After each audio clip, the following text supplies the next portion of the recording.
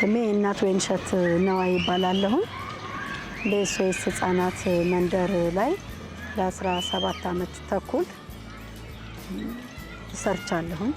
በመስራት ላይ ይገኛለሁ።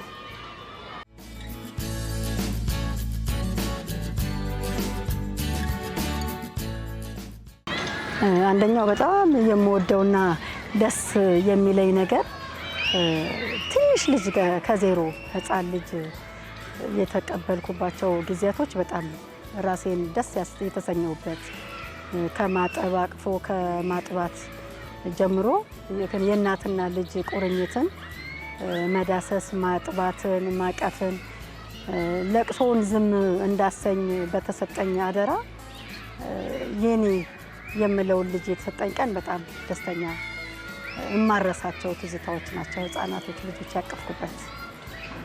ወደ ስኬት ደግሞ ሲሄድ ያደጉ ልጆች ከስር ተምረው ያደጉ አሁን በትዳር ላይ ያሉ ነገር ግን በዩኒቨርሲቲ ተመርቀው ስራ ይዘው ትዳር ይዘው የልጅ ልጅ ማየቴ በጣም ያስደስተኛል። ደስ የምሰኝባቸው ትዳሮችም አሉና ደግሞ ትዳር ይዘው ታናናሾቻቸው ከዩኒቨርሲቲ ከተለያየ ቦታ ሲመጡ የሚቀበሉ እንደገና ደግሞ በዓላትን በተራ ትዳር ያዙት ልጆች ማለት ነው።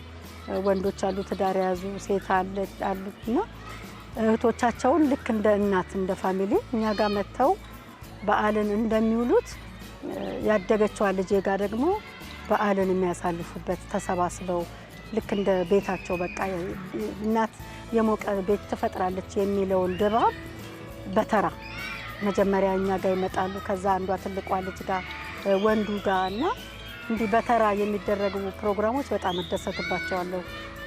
እነሱ አሻራቸውን ለህፃናቶች እየተዉ የሚሄዱባቸው መልካም ስራዎች ያረኩኛል። ስለዚህ በጣም ደስተኛ ነኝ።